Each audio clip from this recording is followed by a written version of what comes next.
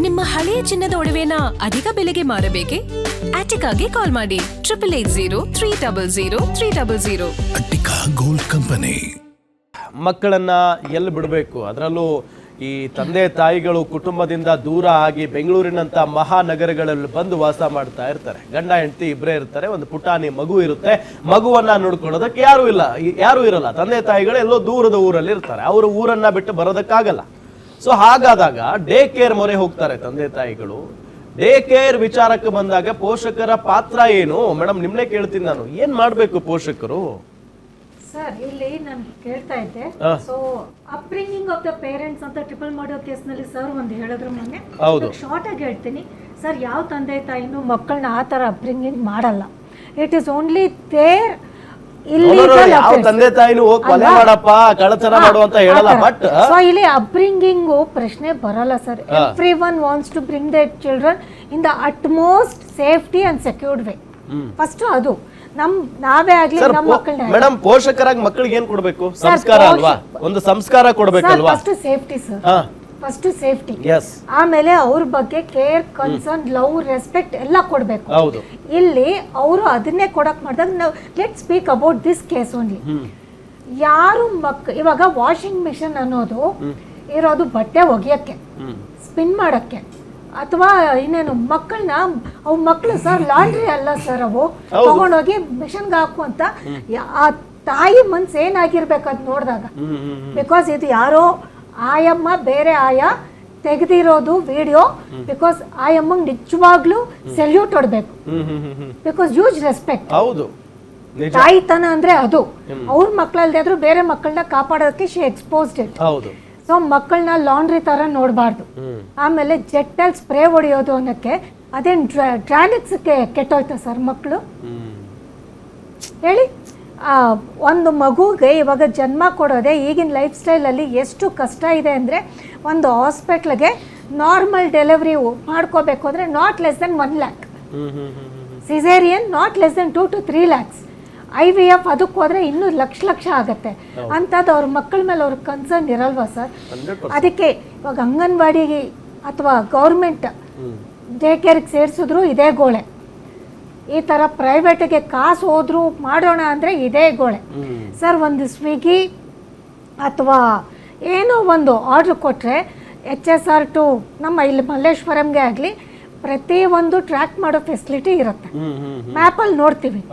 ಇದೇ parents, working ಪೇರೆಂಟ್ಸ್ಗೆ ಅವ್ರು login ಯಾವಾಗ ಆಗ್ತಾರೆ, ಅವ್ರು ಎಷ್ಟು ಗಂಟೆಗೆ ಲಂಚ್ಗೆ ಹೋಗ್ತಾರೆ, ವಾಪಸ್ ಬರ್ತಾರೆ, 10 ನಿಮಿಷ ಲೇಟ್ ಆಗಿದೆ, ಅವ್ರನ್ನ ಏನೋ ಮೀಟಿಂಗಲ್ಲಿ ಕರೆದು ಬೈಬೇಕು ಅಂತ ಗೊತ್ತಾದಾಗ ಇದೇ ಕ್ರೀಚ್ ಅವರು 8 hours ಆ ಮಕ್ಕಳು ಏನು ಮಾಡ್ತಾ ಇದ್ದಾರೆ ಅಂತ ಟ್ರ್ಯಾಕಿಂಗ್ ಫೆಸಿಲಿಟಿ ವಯಾ ಆ್ಯಪ್ ಯಾಕೆ ಮಾಡಲಿಲ್ಲ?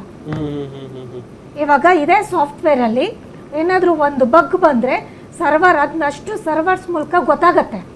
ಇದು ಯಾಕೆ ಸರ್ ಗೊತ್ತಾಗಲ್ಲ? ಒಂದು ಲ್ಯಾಪ್ಟಾಪ್ ಕಳೆದೋಯ್ತು ಅಂದರೆ ಅಷ್ಟು FIR ಆಗುತ್ತೆ, ಅಷ್ಟು ಕ್ಯಾಮ್ರಾಸಿಂದ ಇದಾಗತ್ತೆ, ಮಾನಿಟರ್ ಆಗುತ್ತೆ. ಈ ಮಕ್ಕಳದ್ದು ಯಾಕೆ ಆಗಲ್ಲ ಸರ್? ಇದನ್ನು ಯಾರನ್ನ ಬ್ಲೇಮ್ ಮಾಡಬೇಕು? The so called money laundering ಅಂತ ಇಟ್ಕೊಂಡಿದಾರಲ್ಲ ಆ ಕಂಪನಿಗಳನ್ನ ನಾವು ಬ್ಲೇಮ್ ಮಾಡಬೇಕು ಸರ್. ಮಕ್ಕಳ ಭವಿಷ್ಯ ಡೇ ಕೇರ್ನ ವಿತೌಟ್ ಲೈಸೆನ್ಸ್ ಆ ಆಯಾನ ಸರ್ ಹೇಳ್ದಂಗೆ ಮಾನಿಟರೈಸ್ ಮಾಡಿದಾರೆ. ಮನೇಲಿ ಯಾವುದೋ ಮನೇಲಿ ಮುಸ್ರೆ ತೊಳಿ ಅವ್ರನ್ನ ತಗೊಂಬಂದು ಅಲ್ಲಿ ಕೆಲ್ಸಕ್ಕೆ ಸೇರಿಸ್ಕೊಂಡ್ರೆ ಹಿಂಗೆ ಸರ್ ಆಗೋದು. ಹೌದು. ಅಲ್ಲ, ಯಾರೇ ಆಗ್ಲಿ ಒಂದು ಮನುಷ್ಯತ್ವ ಅಂತ ಇರಬೇಕು, ಮಕ್ಕಳು ಅನ್ನೋ ಜ್ಞಾನ ಇರ್ಬೇಕು ತಲೆಯಲ್ಲಿ, ಅದು ಇಲ್ವೇ ಇಲ್ಲ. ಇದೇ ಇಂಟರ್ನ್ಯಾಷನಲ್ ಡೇ ಕೇರ್ ನಲ್ಲಿ ನಾನು ತುಂಬಾ ಟ್ರಿಪ್ಸ್ ಮಾಡ್ತೀನಿ, ಅಲ್ಲಿ ಈ ತರ ಇಲ್ಲ ಸರ್. ಪ್ರತಿ ಒಂದು ಟ್ರ್ಯಾಕ್ ಆಗುತ್ತೆ. Everything comes to the mobile of the parent. ಇನ್ನೊಂದು ನಾನು ಕೇಳ್ಪಟ್ಟೆ ಮೇಡಮ್, ಪೋಷಕರು ಏನ್ ಮಾಡ್ತಾರೆ, ಮಕ್ಕಳು ಈಗ ಪಾಪ ತೊದಲು ನುಡಿ ಅವಕ್ಕೇನು ಇನ್ನೂ ಸ್ಪಷ್ಟವಾಗಿ ಮಾತಾಡಕ್ ಬರಲ್ಲ, ಗೊತ್ತಾಗಲ್ಲ. ಆ ಡೇ ಕೇರ್ ನಲ್ಲಿ ಆಗ್ತಾ ಇರೋದನ್ನ ಅವ್ರು ಹೇಳಕ್ ಪ್ರಯತ್ನ ಪಟ್ಟರು ಕೂಡ ಅದನ್ನ ತಾಳ್ಮೆಯಿಂದ ಕೇಳುವ ಸರ್. ಸುಸ್ಸು ಮಾಡಿದ್ರು ಗೊತ್ತಾಗಲ್ಲ ಸರ್. ಹೌದು. ಪಾಪ ಅವಕ್ಕೆ ಒಂಥರ ಮುಜುಗರ ಆಗತ್ತೆ ಅಷ್ಟೇ ಹೊರತು ಡೈಪರ್ ಚೇಂಜ್ ಮಾಡ್ಬೇಕು ಅಂತ ಗೊತ್ತಾಗಲ್ಲ ಸರ್. ಹೌದು ಸರ್. ಒಂದು ಎಕ್ಸಾಂಪಲ್ ಕೊಡ್ತೀನಿ.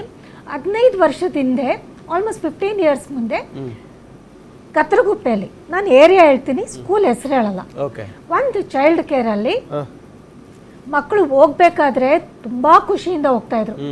ಮನೆಗೆ ಬರ್ಬೇಕಾದ್ರೆ ಯಾವಾಗ್ಲೂ ನಿದ್ದೆ ಮಕ್ಕ, ಸುಸ್ತು ಎಲ್ಲ. ಆಮೇಲೆ ಗೊತ್ತಾಯ್ತು ದೇವರ್ ಡ್ರಗ್ಡ್. ಇದು ನಮ್ಮ ತಾಯಿ, ನನ್ನ ಅಮ್ಮ ಓಕೆ ಬೀಯಿಂಗ್ ಎ ರೆಸಿಡೆಂಟ್, ಅವ್ರಿಗೆ ಇದನ್ನ ಶಿ ವೆಂಟ್ ಅಲೋನ್. ಅವರು ಅದನ್ನ ಇನ್ಸ್ಪೆಕ್ಟ್ ಮಾಡಿ ಅವ್ರಿಗೆ ಗೊತ್ತಾಯ್ತು ಟಾನಿಕ್ ಡ್ರಾಪ್ಸ್ ಮೂಲಕದಲ್ಲಿ ಮಕ್ಕಳು ಅಳ್ತಾರೆ ಅಂತ ಹಾಲಲ್ಲಿ ಮಿಕ್ಸ್ ಮಾಡಿ ಕೊಡ್ತಾ ಇರೋದು. ಆಗಿನ ಕಾಲದಲ್ಲೇ ನಮ್ಮಮ್ಮ ಹೋಗಿ ಪೊಲೀಸವ್ರನ್ನ ಕರ್ಕೊಂಡ್ಬಂದು ಇಡಿಸಿದ್ರು. ಓ ಮೈ ಗಾಡ್. ಇದು ಮಾಡಿದ್ರು ಹೇಳಕ್ಕಾಗಲ್ಲ, ಮಕ್ಕಳು ಅಳಬಾರ್ದು, ಮಕ್ಕಳು ಎಚ್ಚರಿದ್ರೆ ಕಿರಿಕಿರಿ ಮಾಡ್ತವೆ ಅಂತ ಹಂಗ್ ಮಾಡಿದ್ರು ಮಾಡ್ತಾರೆ. ಕಾರ್ಪೊರೇಟ್ ಅಲ್ಲ ಸರ್, ಇದು ಆಗಿನ ಕಾಲದಲ್ಲೇ ಸರ್ ಹೇಳ್ದಂಗೆ ಮಶ್ರೂಮ್ಸ್ ತರ ಎಲ್ಲಾ ಕಡೆ ಒಂದು ರೋಡ್ಗೆ 3-4 ಡೇ ಕೇರ್, ಅದು ಲಕ್ಷ ಕೊಡ್ತಾರೆ ಸರ್. ಹೌದು ನಿಜ. ಮಾನಿಟರೈಸೇಷನ್ ಅನ್ನೋದು ಎಷ್ಟು ಇಂಪಾರ್ಟೆಂಟೋ ಲೈಸೆನ್ಸ್ಗಳು ಅಷ್ಟೇ ಇಂಪಾರ್ಟೆಂಟ್.